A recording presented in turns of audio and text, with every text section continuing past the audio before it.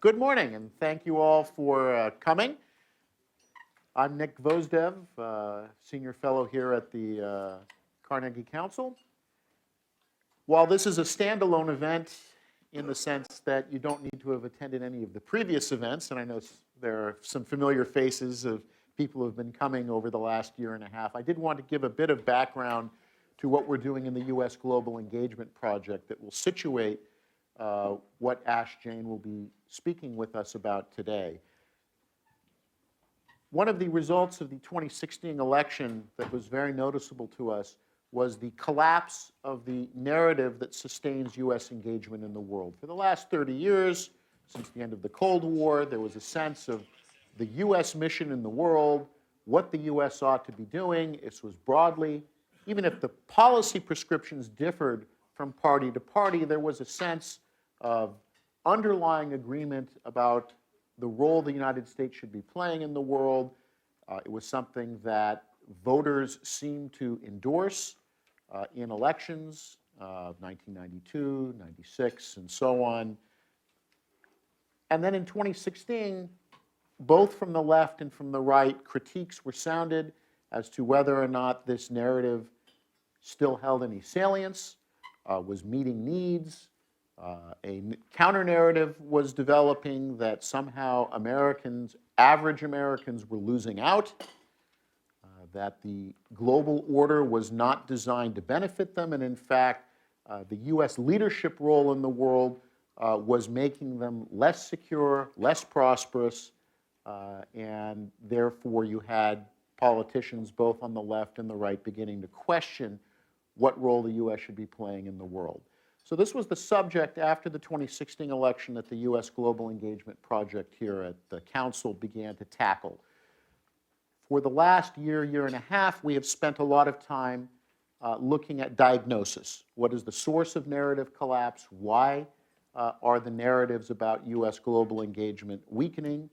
If you have been able to attend, and for those of you that are watching on the stream, can go back and visit some of the previous events we've had, when we've had Corey Shockey and Colin Dueck looking at the crisis of expertise leading to narrative collapse, Asha Castleberry and Ali Wynn looking at questions about policy failure and that perceived sense of that things have not been working out, and then the debate between Tom Nichols and Ian Bremmer, looking at the question of populism, looking at this question of the purpose of policy and how does this meet the needs of, quote unquote, the average citizen.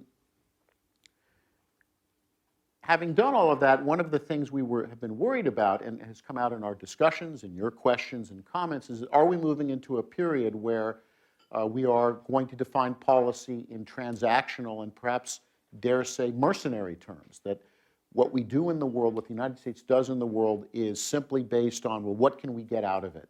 And it's just a basis of transactionalism of, we do this for you and we expect you to do certain things for us, or as it's been more crudely put in some cases, even by the president himself, that we expect people to pay for the U.S. to provide global goods or to provide protection through alliances or maintaining international institutions. And that doesn't also seem to be a sustainable approach. Transactionalism might have a short-term appeal, but it's not a basis on which to construct a strong foundation for U.S. policy. So what we're beginning now to do is to shift from diagnosis to, well, what should the new narratives be? What is a compelling story for what the U.S. ought to be doing in the world that can appeal to voters, both appealing to pocketbooks but also to hearts and minds? And so I'm very happy that we have Jain with us from the Atlantic Council, who has been spearheading a project under the aegis of the Council that looks at this question of, can we create and renovate and create a new narrative for American policy that is not transactional but comes back to core American values, that looks at the question of the democratic community of nations, and that this democratic community of nations is bound together not simply by values but also by shared interests. that can work for the benefit of their citizenry. Because this crisis of narrative is not simply in the United States. We're seeing it across Europe and in other places in the world as well. All the advanced democracies are going through this period of questioning. So is there a new narrative based upon this question of democratic community? That's something we're going to explore today. Now, in order to set up the discussion, what we would like to do is to show a short video produced under the aegis of the Atlantic Council that helps to illuminate this declaration, which I hope many of you picked up when you came in this morning, which is the foundation of this project that Ash is working on. And certainly, also, you have Ash's biography with you, and for those of you that are streaming, you can click on his bio link. But Ash is one of those people who straddles the world of government and the world of academia. So both in his work at the Atlantic Council, previous work at the State Department's policy planning staff, as a senior staffer for senators on the Hill, and as a professor at American University. So he's in a unique position to be able to see both sides of the aisle, the thought side, but also the practical nuts and bolts of policy and of reaching out to voters. So we'll start with this video to frame our conversation, and when that's done, Ash, the floor will be yours. We face a time of extraordinary challenges. For 7 decades, the world's democracies have relied on common principles to advance freedom, foster prosperity, and defend the security of our nations. The result has been a better life for millions around the world. But today, these principles are under attack. Stagnant wages, inequality, and uneven trade benefits have left many behind. Increased migration is fueling concerns about jobs and national identity. In many of our nations, politicians are denigrating the rule of law, and faith in our institutions has been shaken. At the same time, dictators around the world are undermining our values, meddling in elections, and interfering with their neighbors, while oppressing their own people. Rogue states and violent extremists are threatening the world with terrorism and pursuing weapons of mass destruction. There is a danger that we could go back to a world without rules, and where might makes right. Now is the time for us to act, together. It's time for us to defend our values, to make clear what we stand for and what kind of world we want to live in. It's time for a new declaration, 7 fundamental principles. People have a right to live in freedom, to choose their own leaders, to live in peaceful and secure societies, to free and open markets and equal opportunity, to a safe and healthy planet, to assist others who need help in defending these principles, and to work together to advance these principles.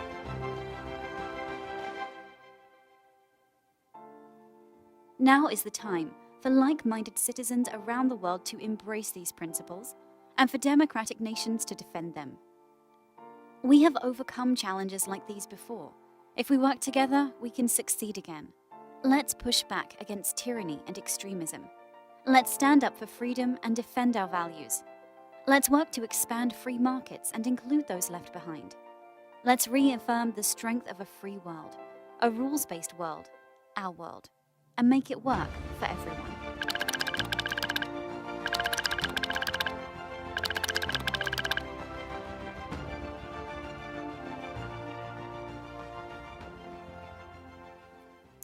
Well, good morning, everyone, and thanks for being here today. Thank you, Nick, for the very kind introduction and for the opportunity to come to New York and have a chance to talk at the Carnegie Council. I'm pleased to have a chance to talk to you a little bit about this initiative. The video, I think, starts or sets the premise for what this is all about.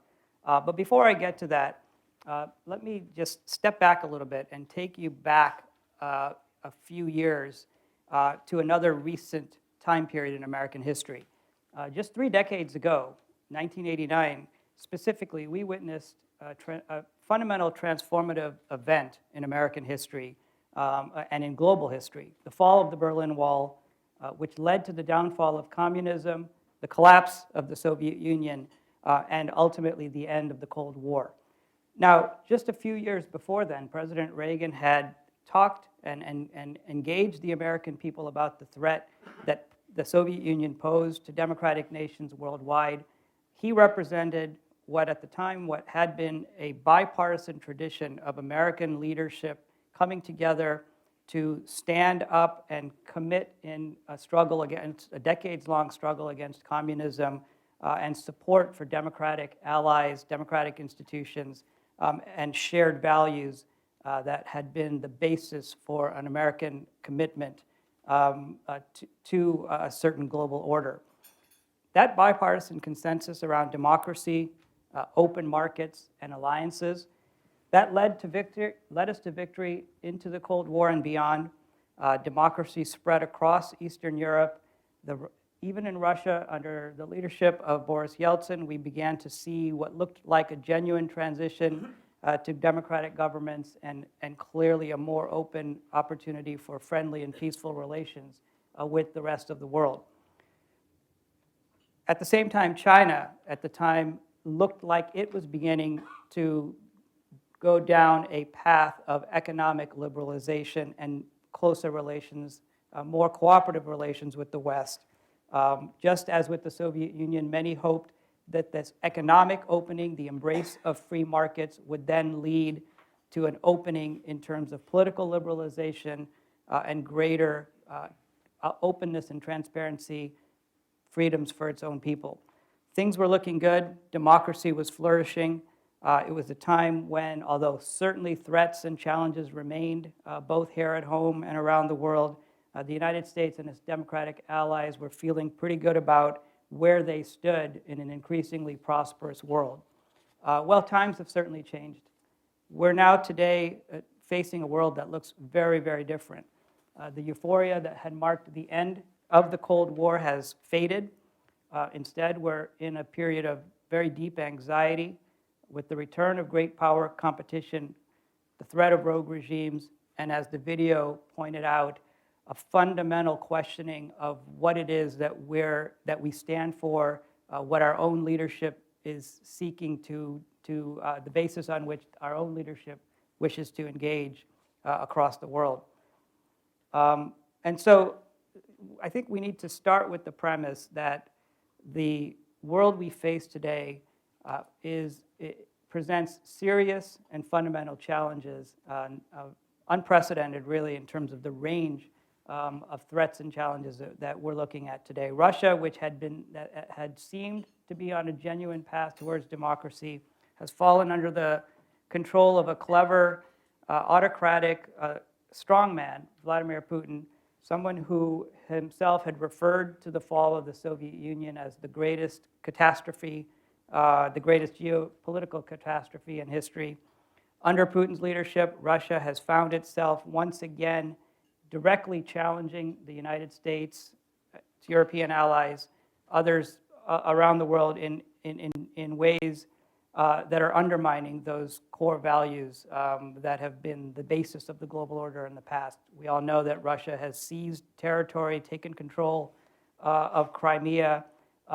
It has interfered in elections around the world, of course, in the United States and Europe.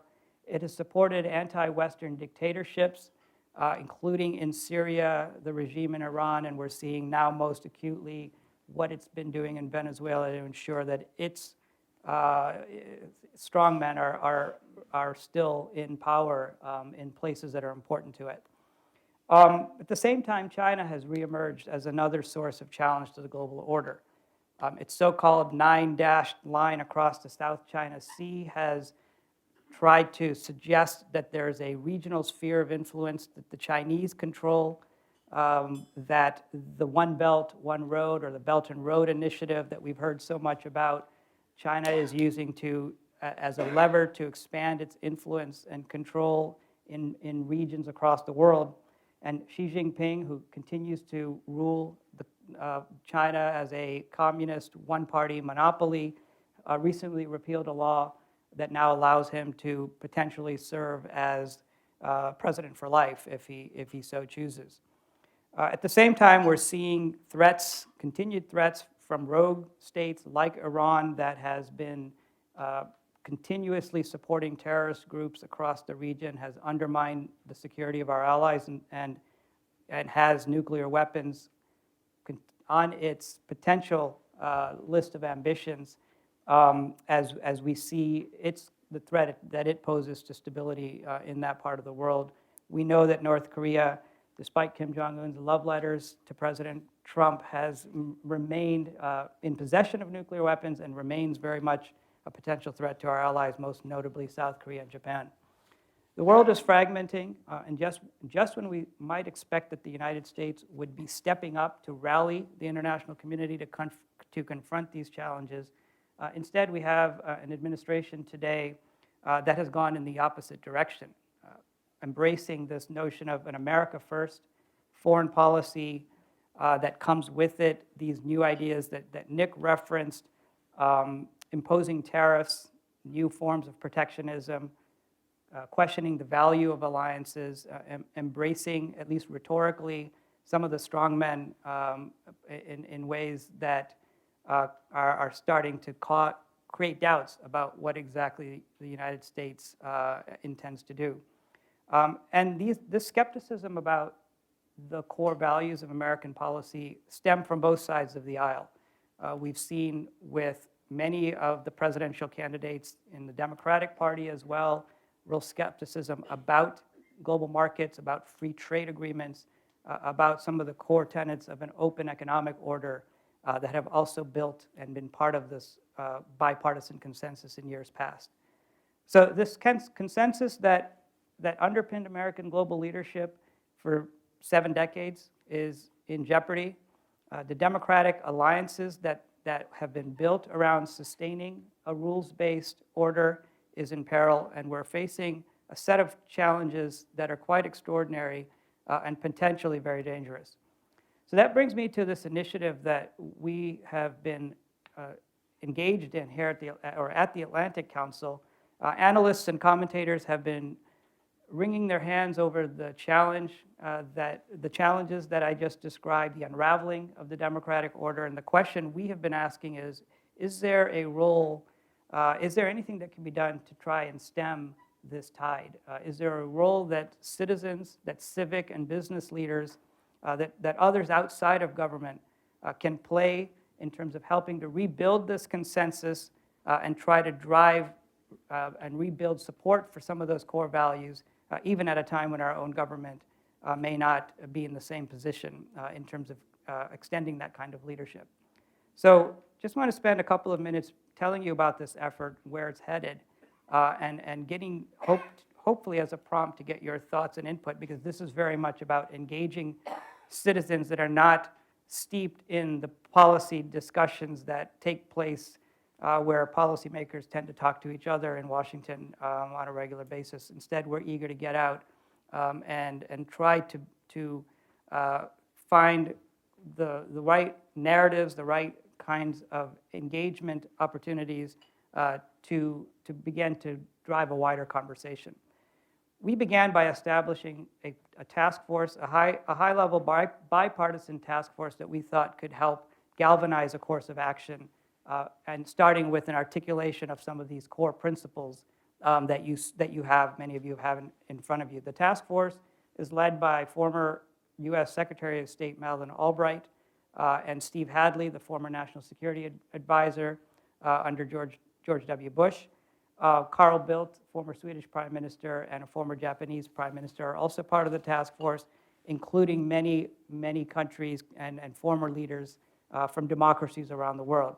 The idea was that by bringing together a bipartisan group, we demonstrate that there is an interest and a commitment to upholding some sort of some set of values that can continue to play a role in advancing a narrative for American leadership and global leadership in framing the future of the global order. So these efforts, after rounds of discussion, led to a declaration, a set of core principles for freedom, prosperity, and peace, a document that we released a couple of months ago, which reflects 7 basic principles that have been at the heart of a free and open world. Essentially, this is a campaign around what do we stand for, what are we for, rather than simply lamenting what we're against or what the challenges we're facing. And you saw in the video, I won't repeat them, the 7 core principles that have shaped or have played a role in shaping our engagement in the past, those that we believe and that the folks who signed on to this document believe should continue to play a role in grounding our engagement in the world. The Declaration provides a compelling and powerful statement of values, a sort of a North Star around which political leaders in the United States and elsewhere can coalesce. And we see it as serving 2 purposes. One, it provides a rallying cry to mobilize bipartisan support within our own publics to sustain those values, even at a time when they're being questioned. And second, to rally the democratic world to try to rebuild the democratic community, which for many years thought it had a grounding around a certain set of values and a certain set of rules and norms for global engagement. The first part of our approach is to build this kind of a campaign with endorsements and engagements from private sector leaders, from legislators, from citizens and students here in the US and elsewhere. The youth are particularly important, we believe, because the future and our future will very much depend on sustaining a commitment to a set of core principles that have to be embraced by the next generation. And the second part of our approach is to ensure that we have a coalition of democracies that continue to support and favor these principles. Starting with, that's why we started with a high-level group of former senior leaders from democracies that have influence in their own countries. We're seeking to back that with a legislative caucus of leaders from these countries that are in positions of influence from where they sit in their parliaments.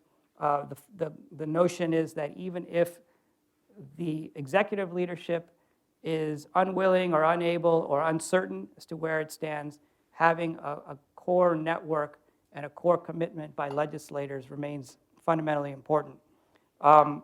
We've seen that in action here in our own country. Congress recently passed legislation, a bill, a resolution endorsing NATO, the NATO alliance, by wide margins on both sides of the aisle, and making it much more difficult if the administration decided at some point that it wanted to scale back its commitments to NATO. So that kind of legislative support, we believe, is essential, especially at a time like this. So in sum, we believe that the world's democracies, starting with the United States, are suffering a crisis of confidence. People are questioning those basic principles. They're questioning the value of global engagement and how we should be positioning ourselves in the world, the basis of free societies.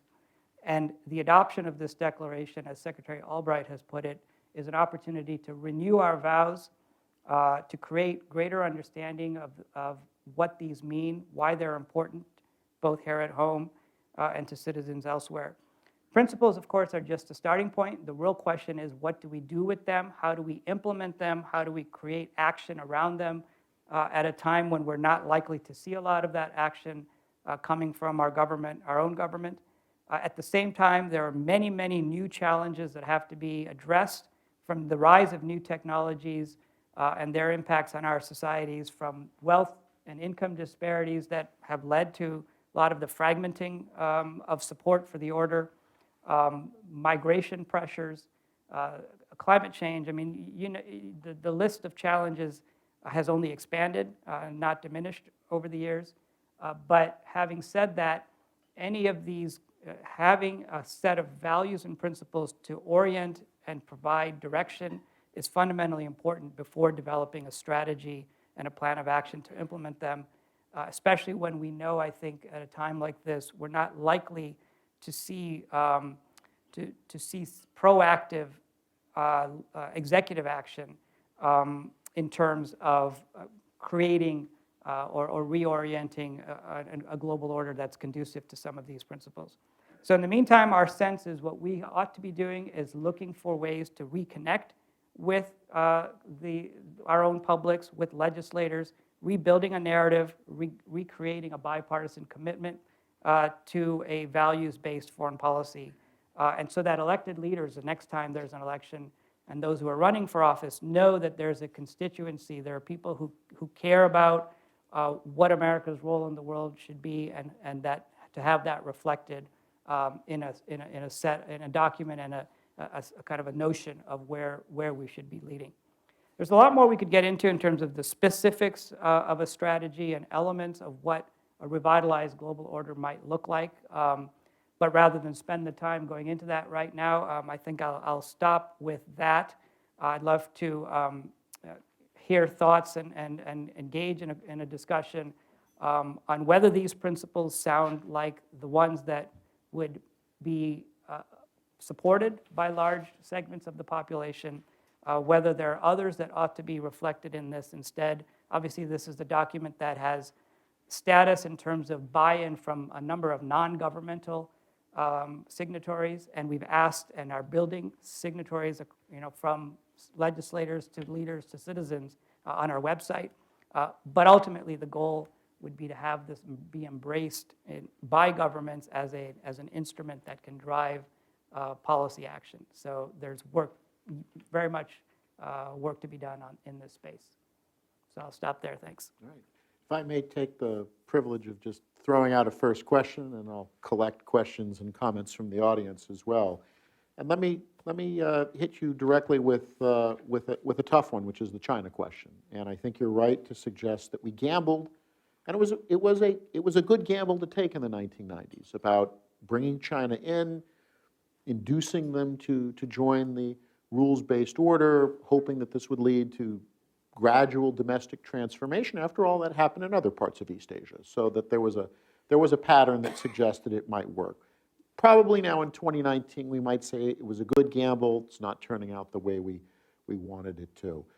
So the question, and coming to this question of a democratic community, there's been talk in the national security community about the need now to decouple, that the United States and China have a economic interdependence that is unhealthy, and that it's not necessarily we're going to cut China off, but that we should decouple some of that economic relations, and that we should actually, democratic community of states should actually be prepared to decouple from China and couple with each other more.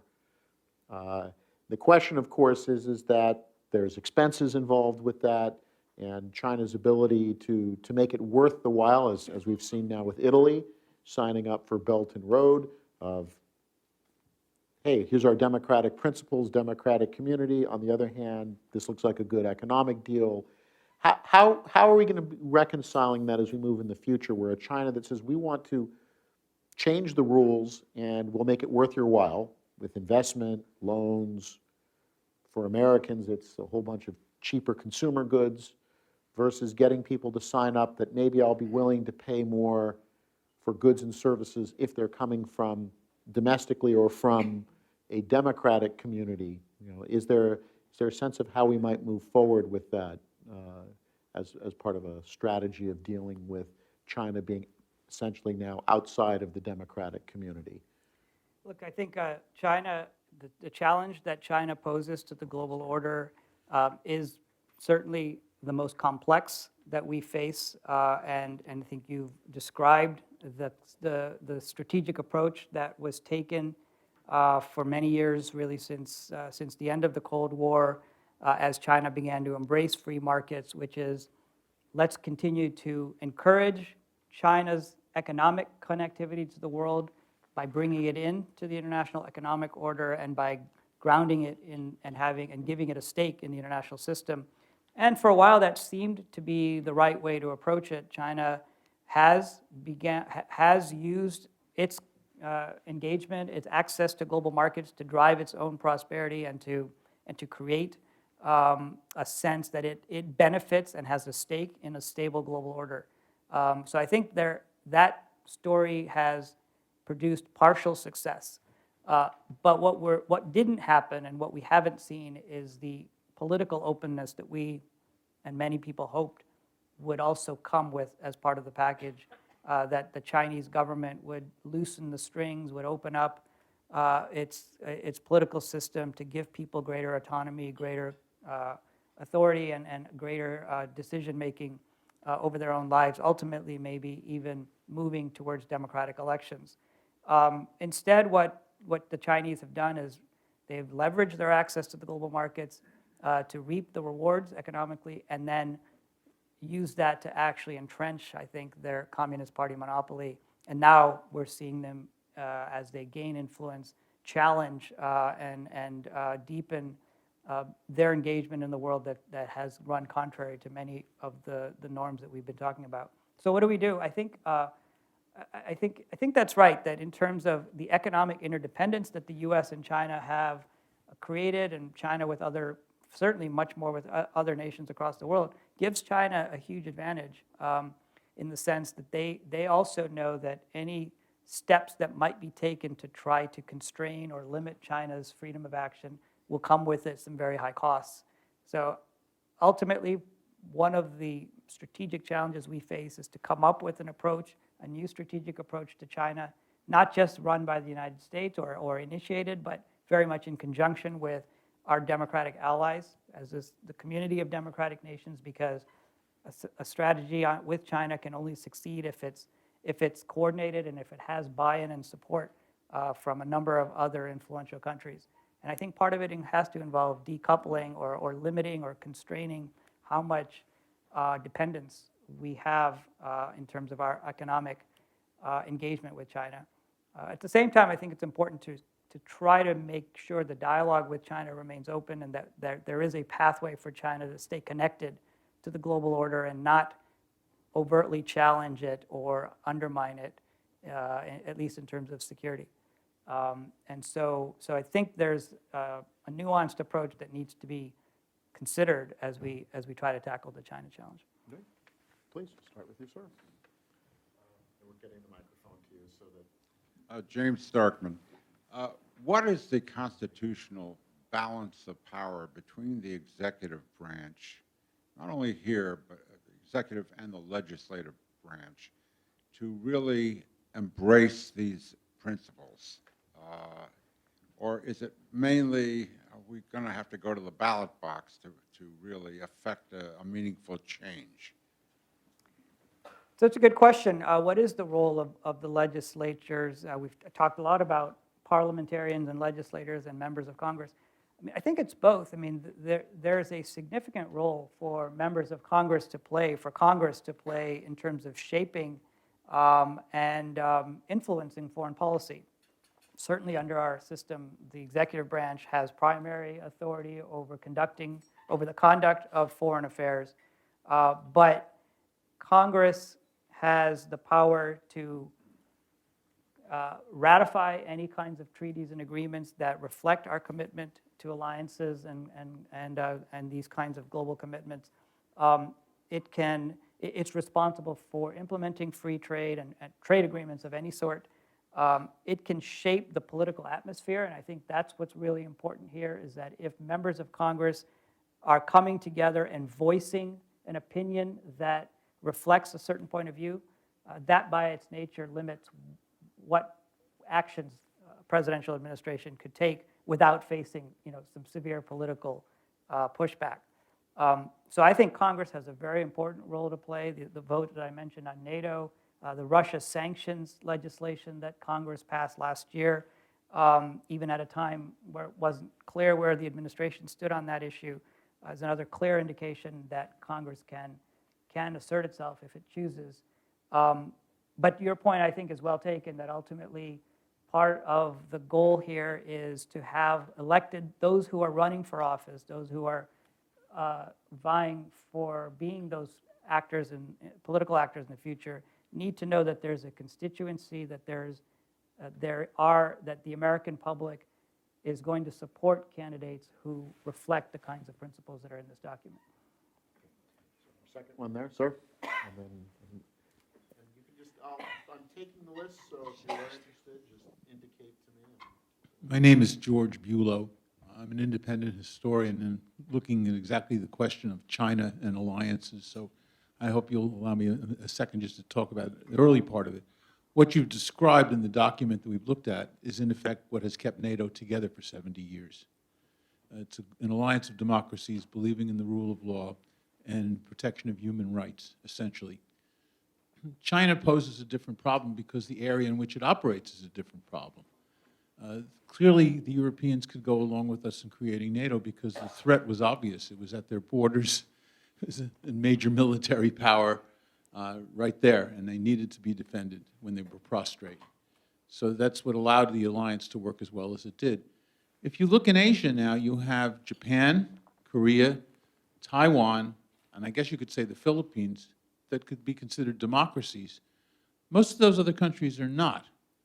So how do you go about, in the context of Asia and in the context of, let us say, in a general terms, some type of containment of Chinese power, that they continue to look at themselves not only as the Middle Kingdom and a major regional power, but not try to upset the apple cart, as it were, in the larger sense. What do we have to do in terms of adjusting our looking at the question of having an alliance of democracies when we have so many who are not, to accomplish the same goals, stating what we feel are our values? So this is a question that we've been grappling with as well, that even as we try to redouble our engagement in building alliances and partnerships with democracies, how do we continue to engage with other non-democracies or fledgling democracies or partial democracies, a whole range, of ways in which governments are constituted, because we need to create a network of partners that helps us contain the challenges that China, that Russia, that others pose. Iran in the Middle East, I think, is another very similar kind of dynamic where most of the countries surrounding Iran that are under threat are certainly not democratic allies, the Saudis and the Emiratis, et cetera. And it's similar in Asia. Our alliances are built around the foundation of democratic partnerships with major, powerful players like Japan and South Korea and Taiwan. But there is a need to continue to work cooperatively with other states in the region. And Singapore is a good example of a partner that has been closely linked with a strategy for success in Asia, while still not quite a democracy. Malaysia and certainly others. I think there's a way to do both. I mean, I think the bottom line, the most important focus of what we're suggesting here is that we need to make it clear that democratic alliances are the foundation of the global system, but that doesn't exclude the opportunity and the imperative to work with others who share or who are willing to contribute to a rules-based order and help at least advance some of those principles, even while they may resist implementing some of those same principles at home. So I think it's a little bit of a dual-track approach, but there should be no mistake about a commitment to democracy, freedom, and the democratic and fundamental values reflected in this document as being the aspiration of where we're headed, knowing that we've got to be practical in terms of the way we implement.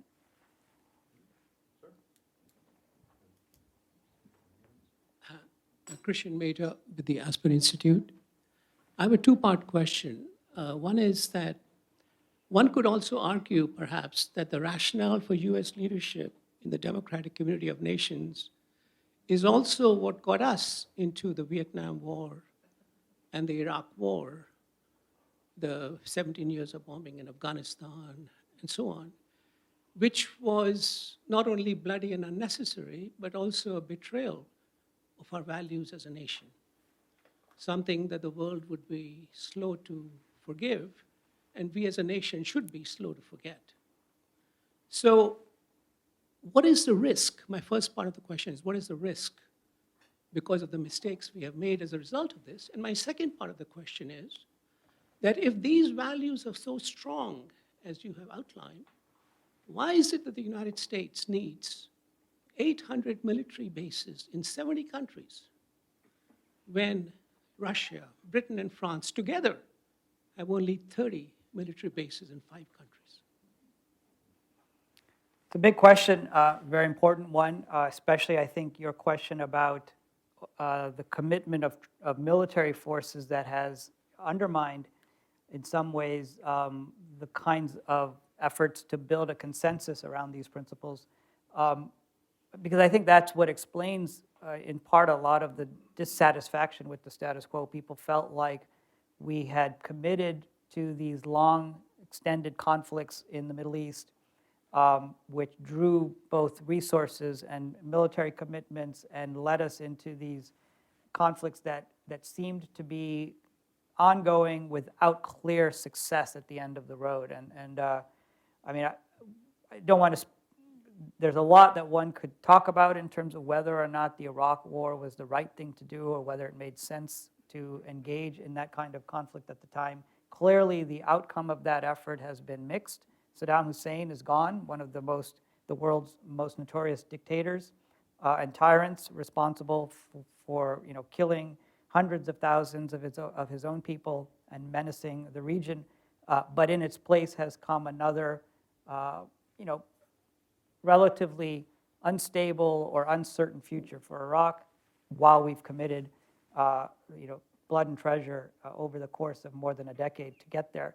I think the point is, however, that both of those, Iraq and Afghanistan, represented, yes, a commitment to try to uphold certain values and extend those values, but we have to be mindful of what is the most successful pathway to advancing and defending those values. This isn't a recipe to say it's time to march in everywhere around the world with troops and begin conflicts militarily. Certainly not. I mean, in fact, I think, as you're suggesting, many times that could be counterproductive or could end up with results that are going to take us further away from the goal, not get us closer towards the goal. So there is no formula for, at least not here, that we're prescribing for how to engage. But I think the important point is defending democracy, standing up for those shared values, and working at effective strategies that help us ensure that those values are defended is important and is part of the framework here. Defending or helping the Iraqi people or the people in Venezuela or the people of Iran today stand up for those freedoms and to fight for their own. Because I think ultimately we've seen that we're better off in a world where governments reflect the consent of their people, where democracies, which are much more likely to cooperate and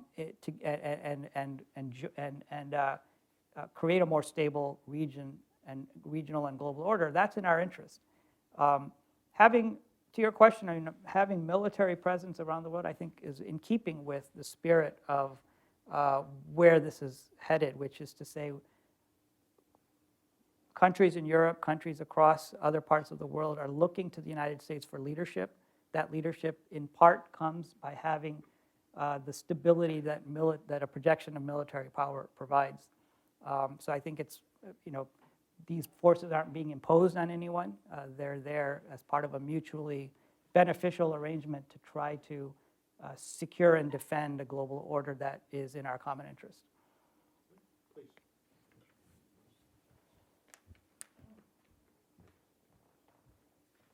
Susan Gittleson, as you've been portraying this, the basis of our democratic alliances have begun after the Second World War with Europe.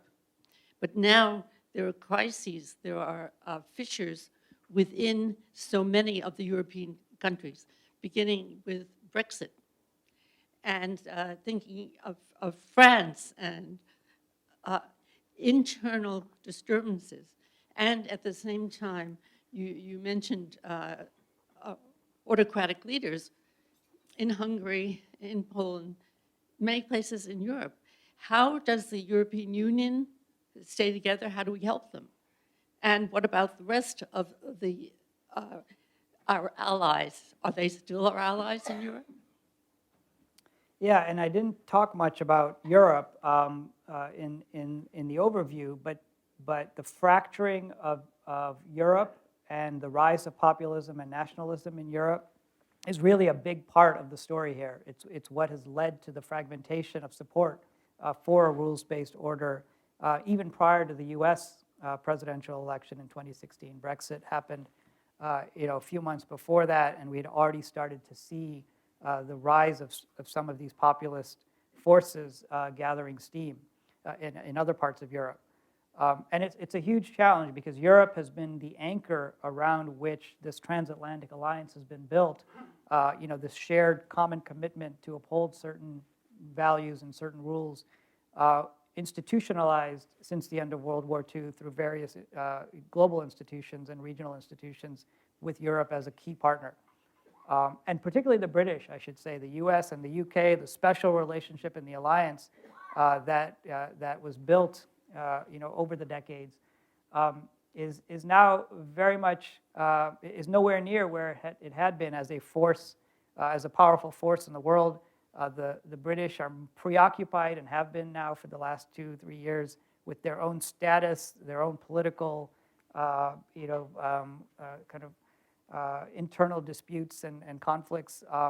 And so what it's meant is that the British are no longer able to play an active role on the global stage. Instead, Germany and France and other leaders have taken the mantle. So it's a difficult time. I think there's very little, I think, that these are decisions that are, in terms of how Europe engages, are going to have to be made by leaders on the continent. But the role that we hope to play is with the document and with a set of principles like this is to suggest that there is a consensus, there's a way to build and rebuild a consensus that extends into Europe and that European leaders can embrace as well, and that ought to be part of the grounding of ways in terms of the values that should animate political discourse. And ultimately, it's going to be the people in these democracies in Europe that will determine the course of action for Europe and its role in the world. The last point on that I'd say is that there is a risk that we're certainly facing in Europe with the potential unraveling of the European Union or the at least weakening of the EU as an institution. For many years, this was part and parcel of America's strategy in Europe, promote and produce a unified Europe after which had suffered decades of conflict, centuries really. This European project has been in America's interest, and I think it's counterproductive to suggest that fracturing or unraveling of the European Union would somehow be in America's benefit over the long run. Let me group a few questions together. Sarah, we'll start with you, and then the two here, and get 3 questions or comments in, and see if we can. I have a question. So you mentioned the tendency of policymakers and the sort of international foreign policy community to talk to each other. You mentioned the orthodox conception after the Cold War about free trade. What do you think about the concept that rather than a retreat from leadership, what we're actually seeing now is actual leadership after the foreign policy community has failed in its leadership duties? And what I mean particularly by that is you talked about a gamble with China. You could also see that as a fundamental misreading of the nature of power of the Communist Party and its plan. You could see that now basically the recent democratic elections are bringing to power a new administration that, although existing bodies look at it as a retreat from globalization, you could say it's actually a rejection of the orthodoxy, moving away from regimes. And when they look at sort of trade policy and tariff policy, they say, oh, it's going after China. In reality, you could say it's leadership to engage the single greatest threat to democracy, which is the Communist Party of China, not China itself.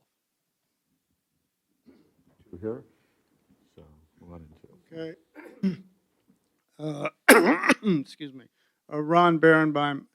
I think the underlying assumption of this kind of declaration is based on the premises that go back to 1648 of basically a Westphalian system of countries within Europe, and a premise on which the United Nations itself was based in its charter in 1945.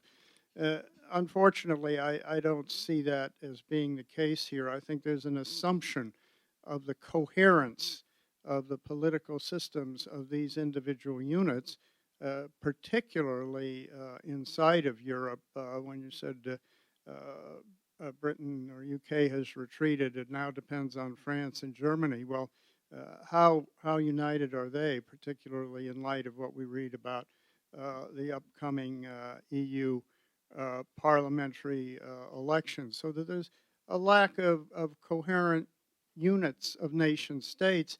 And the EU founders saw the solution to this as being European integration that in effect would keep Germany, France, and Spain satisfied with the piece of the action they had. But that's falling apart. So I don't see how you can, I don't see how you can depend on countries, individual countries as we have historically understood them within our lifetime to sustain this kind of momentum. Alan Young, many people would suggest the reason for this destruction of the existing order is the fact that there are so many problems facing every country. Inequality of wealth, migration which threatens the national identity of so many people, trade agreements which result in the closing down of industries in the industrialized West.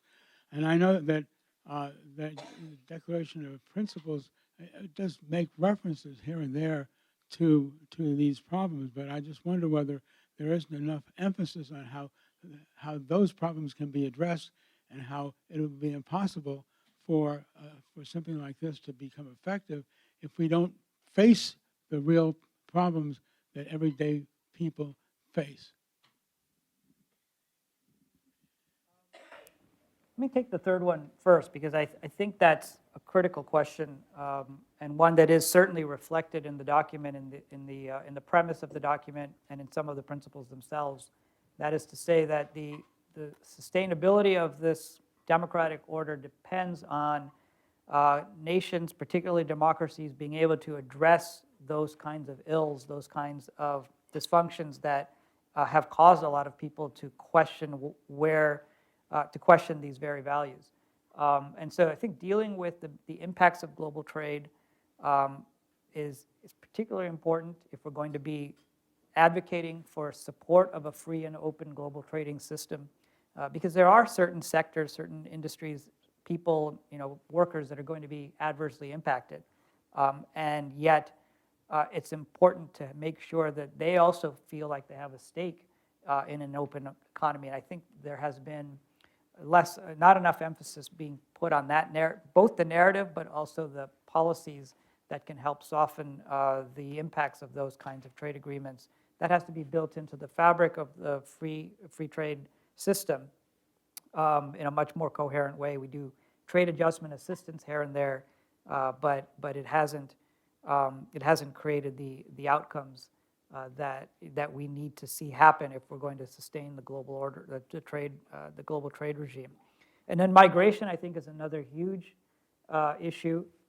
Excuse me, another major challenge that particularly has driven Europeans to back away in many cases for support of this kind of the European integration project and the kinds of values that underpin the system.